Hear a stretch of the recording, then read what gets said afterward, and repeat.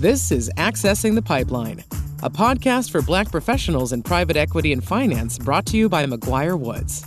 Join host Rubin Pusha III as he welcomes special guests offering insights into accessing capital, developing and expanding relationships, opportunities, and driving growth for Black-owned businesses. Tune in to access the possibilities. Welcome to part one of our episode featuring Bruce Hampton and Jessica Patton from 5th Century Partners. All right. Welcome to Accessing the Pipeline. Please join me and my fellow partner, Greg Kilpatrick, who's co-chair of our securities group, and myself, Rubin Pusha, partner in our healthcare and private equity group, and welcoming our guests today, Bruce Hampton and Jessica Patton of 5th Century Partners based here in Chicago.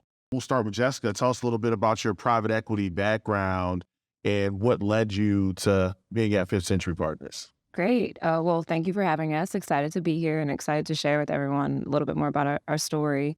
Myself, born and raised in Detroit. I went to Howard for undergrad and majored in finance. I started actually in private equity. I took a traditional kind of course during college. I spent time in the investment bank, or a couple of investment banks rather. And then I started at a first-time fund that was focused on investing in consumer growth investments and had a really strong fundamental experience that I harken back to today that allowed me to see a lot of different facets of first-time fund, though at a really junior space, but also more influential than normal given a smaller fund.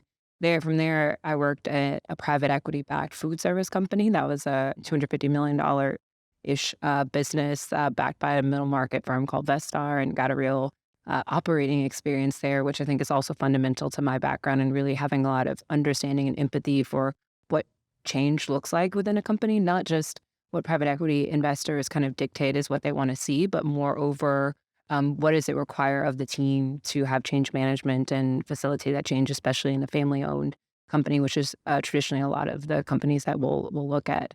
From there, I went to business school to Stanford and got my MBA and spent a couple of years at a well-known venture firm called Andreessen Horowitz, fundamentally investing in software and technology. But my nuanced experience there was building out a fund called the Cultural Leadership Fund, which was really focused on bringing more Black people into technology from a very wide depth of different ways to get around that kind of question. And then I reconnected with Bruce and Marcus, who were prior friends from a variety of different ways, but I would call it more so classified as like people who I knew from a Black finance industry perspective, and have been growing and keeping in touch. And what they were starting was a really thoughtful private equity firm that I felt like matched with the alignment of my experiences, but also real values. It had a real values and mission orientation that was exactly what I was looking for at that part of my career. So I joined them and really got moving in late 2020. I'll let Bruce share the rest of the story. That's awesome. I'm sure we'll put a pin on your experience as an operator, as I'm sure we'll talk about that a little bit when he gets into how he assembled this inaugural team of 5th Century Partner leaders. So, Bruce, if you want to share a little bit about your background as well, and I think that'll be a good segue into the moment that you guys sat down and decided that you would start your own fund. Yeah, sure. Happy to. And like Jessica said, we just want to thank the McGuireWoods team for having us here. I mean, it's an incredible platform you guys are building. So to have our story a part of it is something that we're proud of and, look forward to being part of in the future. But to your direct question, Rubin, so I'm actually from the Midwest as well. So we kind of have a Midwest contingent amongst our founding team. I'm from Cleveland, went to Indiana University. I was actually a football athlete, so went there for undergrad and then launched my career back in the late 2000s in investment banking, actually here in Chicago at JP Morgan. So it's been a couple of years. I was part of the leveraged finance group, which basically most of our clients were private equity. So that's really how I got my early exposure to the industry. And I like to joke and say, I quickly realized that they were having a lot more fun than I was on my side of the table. So since then, I've really spent my career in private equity at across the spectrum. So I've been at a larger firm, a firm that's headquartered down in South Florida called Sun Capital Partners. So I got to see, how to execute this strategy at scale. And at the time, they were probably one of the most active funds in the country. We're doing like 30 deals a year. So really, kind of built the the foundational skills to be successful. Also spent time in a first-time fund in Dallas, Texas called Gage Capital. So got really a peek behind the curtain of what it takes to launch a firm, raise money, set a strategy, build a team. So some of those things that, again, I've kind of drawn upon those experiences to date. But that was one of the experiences. Went to business school at Harvard Business School. And then before I started Fifth Century was at a firm here in Chicago called the Vistria Group, which in many ways kind of rounded out my experience because I got to see, call it a fast growing firm with a differentiated strategy, have a lot of success in the market.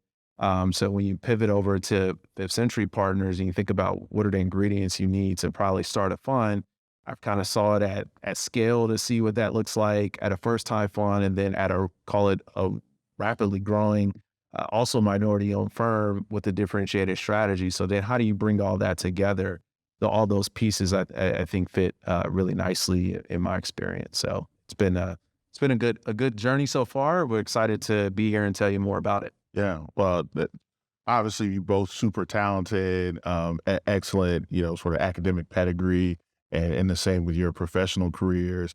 And so I could see where, is sitting in your shoes, I just ride out the wave. So at what point, and I'm assuming that this all began to percolate during, either leading up to or the early days of the pandemic. What was it about the market? What was it about your experiences that said now is the time for a group of young Black GPs to start a fund? Yeah, maybe I'll start here. So for me, I think there's like two separate categories of thoughts. There's, personally what I was doing professionally and where I was in that journey. And then secondly, you mentioned the market, like what was happening in the marketplace that could create an opportunity. So on the personal side, yes, I was in a very comfortable chair and doing really well at a very fast growing firm. But I've always had this somewhat entrepreneurial itch to build something, right? To do something that I can put my own thumbprint on. And in ways I've been able to do that throughout my career. But the idea of doing that by starting a firm, I think was something that resonated with me. I think, secondly, as I mentioned, all the different experiences I had, while they weren't as intentional as I describe them, as I look back, I quickly realized that I feel like I had a lot of the what you needed and the experience and the relationships and the understanding of what it takes to be successful. So bringing those together, I felt like, on a personal level that it made sense for me to maybe take that next step. You pan over maybe to the market. I think there are a couple of things, and Jessica probably speak more about this too, but obviously 2020 was a tough year, a lot of things, issues being, put to the forefront. But for me, I had seen a lot of those things and trends for a long time, right? Like the world is becoming a lot more diverse. So you've got strong demographic trends around more diversity, more people of color kind of becoming the majority in the United States. You're seeing the LP community and capital allocators, this need for just, more diversity amongst their GPs, but then, how they're reporting. So there's a lot of dynamics around the expectations of GPs and how they, think about doing business. And then lastly, if you look at the family office community, which is actually pretty prominent in the private capital space, they're having their own generational challenges. They think about the Gen 2s and 3s that are just more socially minded and responsible. So you have all these factors that I think support, which is really, call it a differentiated investment strategy that can look to capitalize on a lot of those trends, but also do a lot of the things that private equity's done for years, which is building great businesses, backing great people, and creating opportunities, through the company. So I know there's a lot there, but I think there's a lot of things on the personal, but also the market that made it make sense to step out of that comfort seat. Mm-hmm. And if you could just, and we'll get Jessica's side of it here in a minute, but just to dive a little bit deeper. So we've got what you're seeing we've got these themes that you've been seeing in the marketplace over the course of your career. And then we've got what's going on with you personally. What were those conversations like? I mean, take us to the moment you pick up the phone and you call Marcus and say, hey, I think it's time that we do this. And what were sort of those immediate next steps in forming your fund? And just to give you some color, what I'm trying to get at here is that I think that what we're starting to see is some growth in the number of Black-led or Black emerging managers and thinking about more the growth stage companies, not VC. I think we had seen a lot of growth from the VC standpoint, but we don't see a lot of people that look like you on this side of the aisle. And so I'm trying to give some color to our potential listeners as to what this process is like. What kind of state of mind do you have to be in to say, okay, I don't leave my good job, I'm gonna start a fund and I'm gonna get out here and start raising money. And when you're thinking about who you do that with, it isn't just, we're fraternity brothers. You don't just necessarily start calling your fraternity brothers, hey, let's do this. You think very strategically about it. So I'm just trying to get a little bit behind the lens or behind the curtain to hear, what was your thought process like at that point? Yeah, it's a good question. So a couple of context points I'll throw out there to start. One, to your point around it's tough, right? So I actually, on a personal side, me and my wife were expecting our first child, who was actually born January 3rd, 2021. So right at the same time we launched Fifth Century. So there were some real conversations around, right? Do you want to do this? You think this is the right time?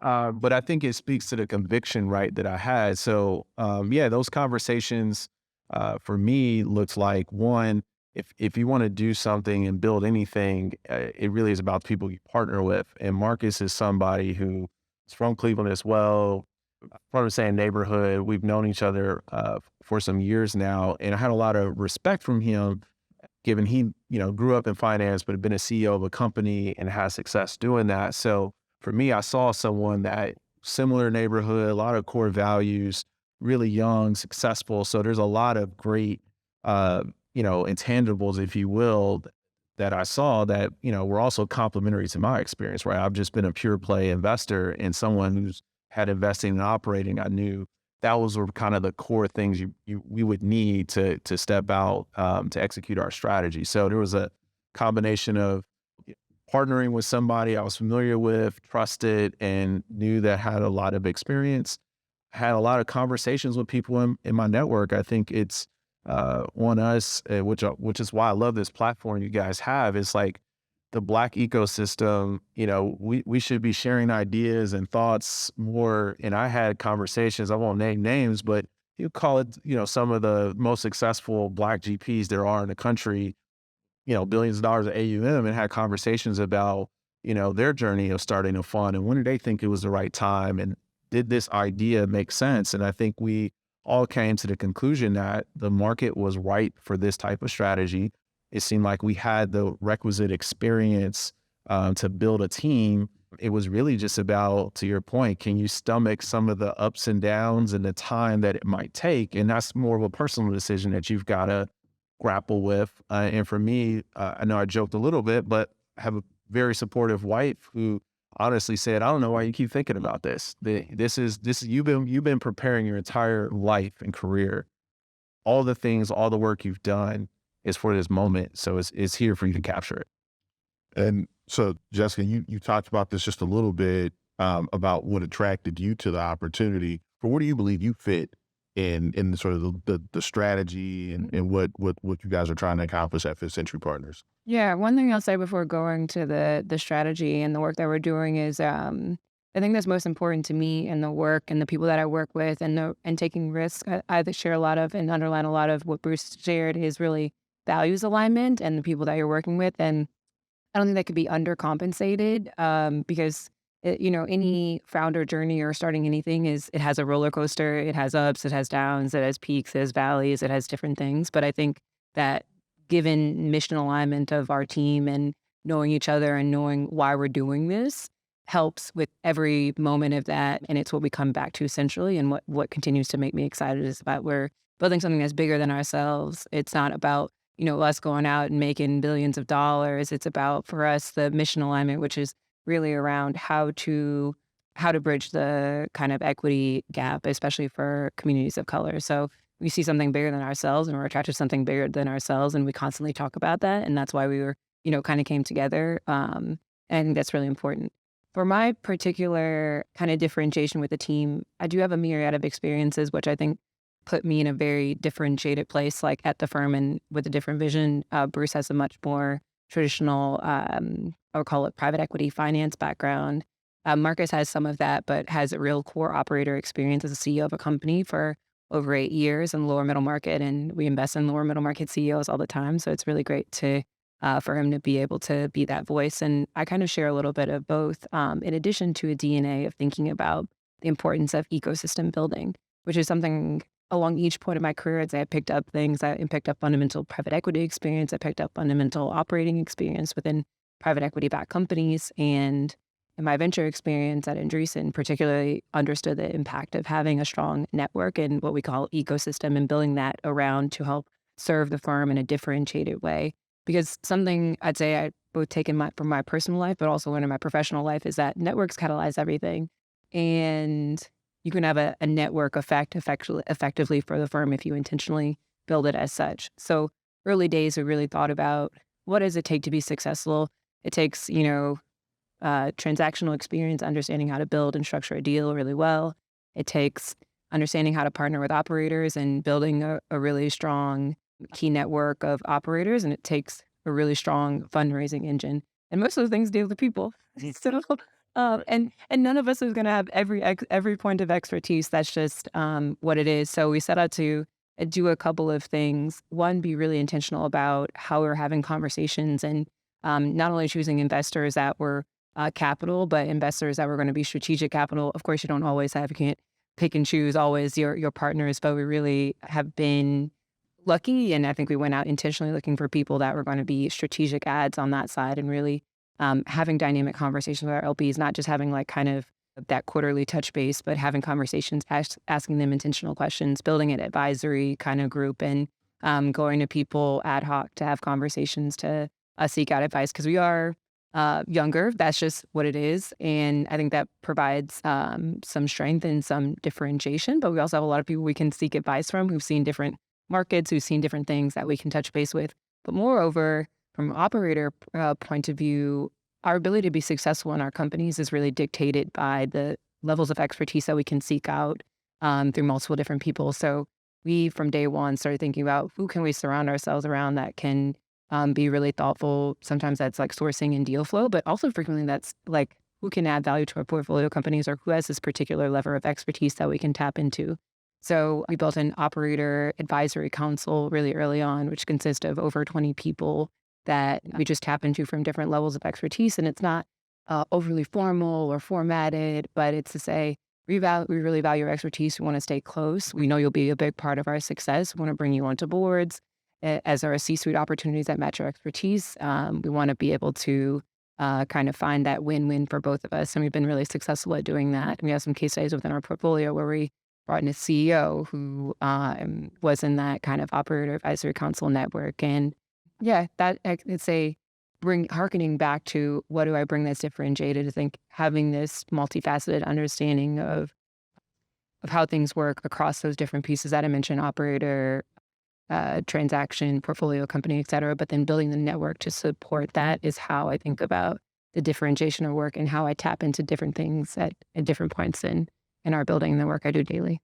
Awesome. So you talked a bit, or you mentioned your investment strategy, but let's dig a little bit deeper on that. What is your investment strategy? How did you come about it? What concepts do you prioritize? Just talk a little bit more about kind of the fund and the type of companies you invest in. Great. So yeah, at a high level, we're a lower middle market controlled buyout investment strategy. We talk about trying to invest at the convergence of three factors, which we feel like we're uniquely equipped to help companies be successful. So one is industries that we know and have deep experience in. So for us, healthcare, business services, and consumer services.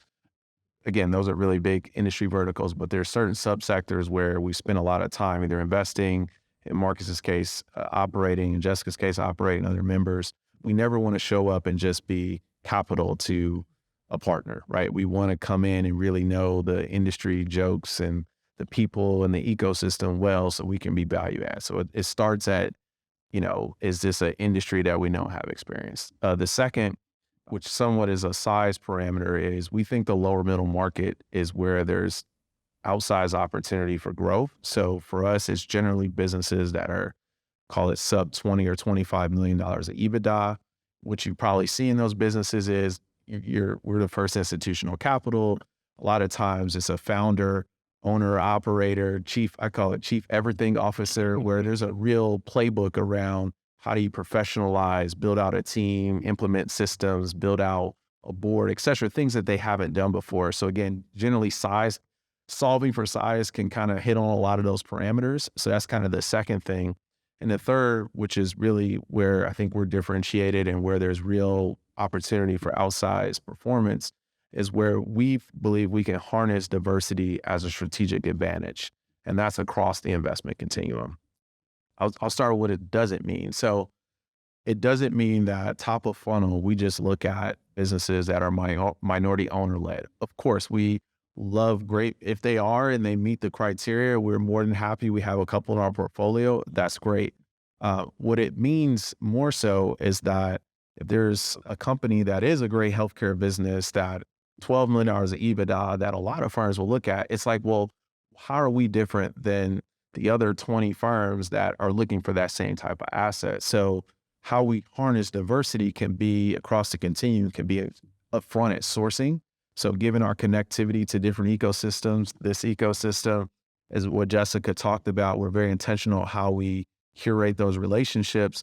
We're able to get proprietary looks at deals, right? That could be minority owned or not, but that fit the size and the industry parameters. So sourcing is kind of one aspect of where we think diversity can be a strategic advantage. A second area is really around human capital. So a big opportunity, as I mentioned, in most of called lower middle market businesses, is to really build out and professionalize a team at the operating level, but also the board. So we're going to be doing that work anyways. But as part of what Jessica does, we're building relationships with great talented folks, industry experts, but also diverse folks. So women, people of color, et cetera. So when we're building out the C-suite of a company, first and foremost, we're looking for the most qualified person, but it happens to be a lot of times, it might be someone in our ecosystem that's a woman, that's African-American, that's a Latinx, et cetera. So we're building out not just a great talented team, but a diverse team that we know is going to position that company for long-term success. Then the last piece where it may come into play, and these are not ands, these are ors. Sometimes it's not sourced proprietarily through, or it's not the human capital. It could be just our ability to build some unique strategic relationships. So there are some cases where if it is a minority business, there could be some MBE opportunities. We're cautious about how we pursue that, but that could be one thing.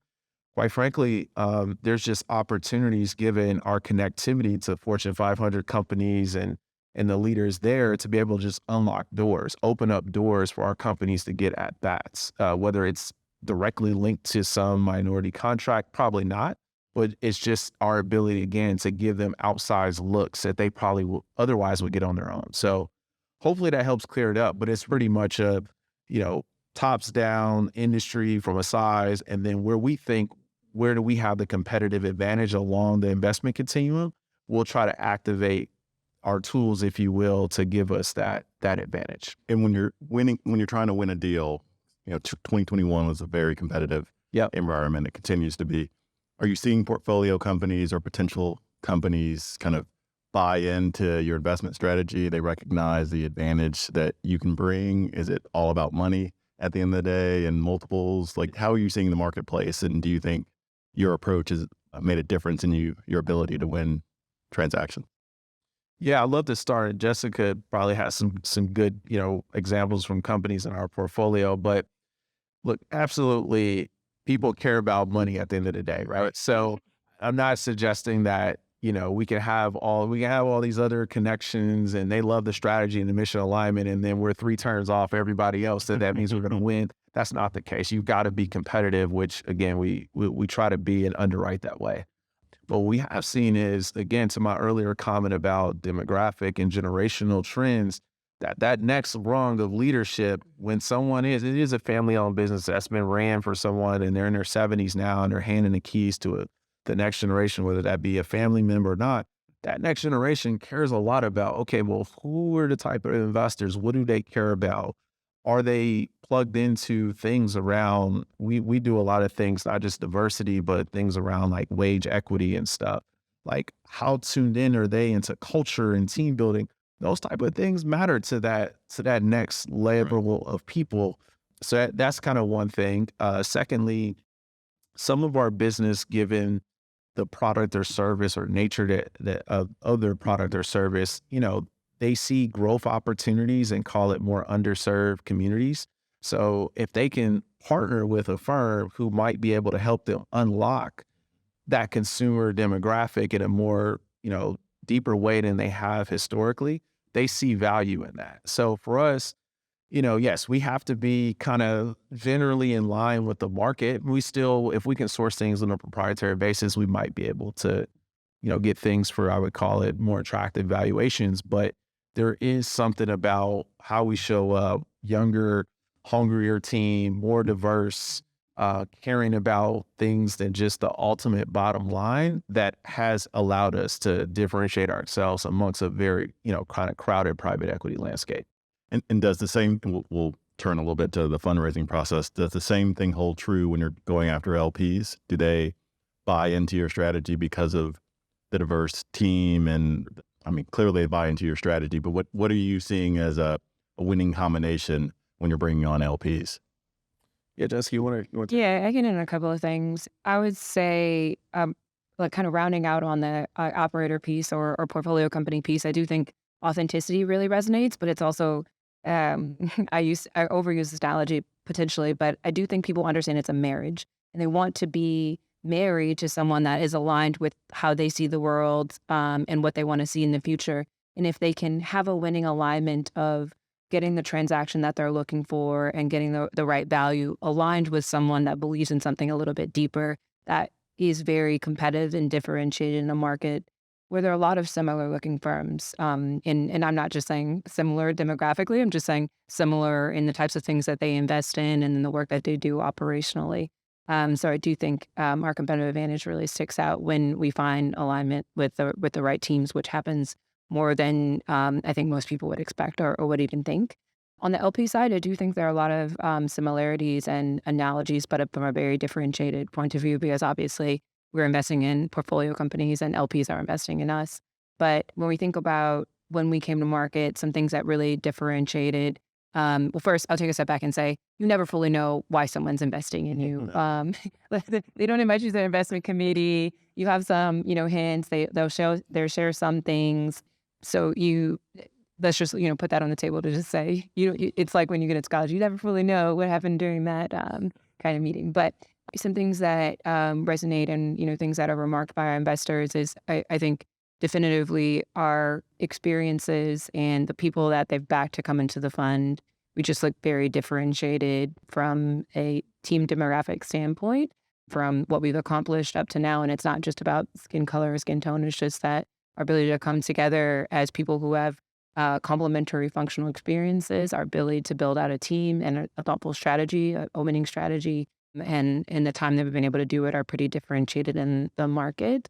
I think our strategy having really what I would call alignment around more social responsibility aligned with having or focusing on a commercial return is pretty differentiated in the market, because sometimes when you see having some focus on a positive impact or social responsibility with a fund, that can mean lower returns or concessionary returns rather. And that is by no means our goal. We think you can align and do both. I think that's pretty differentiated. And yeah, I think it's the strategy holistically, people seeing that there's a real market opportunity for what we're building, which harkens back to our early conversation. We set out to do all these things, and the reason why it was time to go was not only, our complementary experiences that coming together, because there's a market opportunity. There's truly not a fund that necessarily looks like us. And we do a lot of work. We do competitive analyses, or we'll kind of search in the market, because it's not in our interest to be like the only fund that does the type of work that we do. We want to support other GPs and see other people in the market, because no matter how much AUM we have, we can never go after what I see as the market opportunity that we're pursuing, which is really matching a purpose-driven element to our work to great partnership with founders and leadership teams. But effectively, that's why a lot of people are involved. And the other thing I'll add that harkens back to something I mentioned is that is also why I think that we've been able to attract a differentiated set of LPs that are not only just financially driven, they are financially driven, and that's important, but they're also people who are willing to step beyond that. They'll provide strategic advice. They'll hop on the phone. They'll talk through things because they see an interest in wanting to make this a winning strategy beyond us. So, one of the points of this initiative is each one teach one, right? Like as Rubin indicated earlier, the emerging managers market is growing, especially when it comes to people of color. And so one of the things we want to make sure folks who are listening to this get out of it is some teachable moments from you. A lot of folks are out there trying to raise their first fund, and it's hard. And so if you had anything that you wanted to tell those folks who are in that process, what would it be? Yeah, there's a few things. So I'll start with what I would call like table stake stuff, but people should know it, right? That this is what you're going to encounter, right? Which is one, like obviously track record is always the number one thing that comes up. Obviously, we've had roles at different places, and we might not have we didn't have the deepest track record to start, but there were very, references, if you will, of whether, things that I've done in prior firms, and people can, who are also LPs in those funds can say, oh, I know that deal. I know the role that you played, and I know the people that can vouch, and et cetera. Or in Marcus's case, have, generated value for 2 private equity firms as the CEO of a company. So I think starting with track record is like the obviously the number one thing. The second thing, that LPs typically look for is teams that work together. And I think, to be frank, that's probably one of the things that we had to overcome, because as you know, if you want to create, call it a more diverse team, I don't know where they're going to spin out of, because there's not many diverse folks in the private, at the largest private equity firms to ever spin out of this isn't the 5 people that work together, so it's impossible. But that is something that does get raised. But I would say the couple of things that I would highlight that, kind of go beyond like the table stakes are 2 things. One, really the need to have capital before you can raise capital, right? So I say that because, many cases, the journey to raise could be 12 to 24 months, and, you've got to basically build a team and infrastructure. It's kind of a circular issue, because you're like, man, if I can get to the end game, then I can, build the office and hire all the people to show you that we're a real viable thing. But of course, you got to show a lot of that before you ever, before you probably can get it. So there's a need for like real capital to start something. Secondly, that, maybe this comes as a surprise or not, but there's a hefty amount of your own capital that's expected to be invested alongside the LPs as part of the GP commitment, right? And, these are not trivial amounts of money. So again, I think this real understanding, we talk about when you're ready, I think there's also just, are you ready from a, personal balance sheet perspective to do that? Because there's a real, commitment that's needed. And that concludes part 1 of our second episode of Accessing the Pipeline, featuring Jessica Patton and Bruce Hampton from 5th Century Partners. Stay tuned for part 2 that'll be released in the next week. Thank you for joining us on this episode of Accessing the Pipeline. To learn more about today's discussion, please email host Rubin Pusha III at rpusha@McGuireWoods.com. We look forward to hearing from you. This series was recorded and is being made available by McGuireWoods for informational purposes only. By accessing this series, you acknowledge that McGuireWoods makes no warranty, guarantee, or representation as to the accuracy or sufficiency of the information featured in this installment. The views, information, or opinions expressed are solely those of the individuals involved and do not necessarily reflect those of McGuireWoods. This series should not be used as a substitute for competent legal advice from a licensed professional attorney in your state and should not be construed as an offer to make or consider any investment or course of action.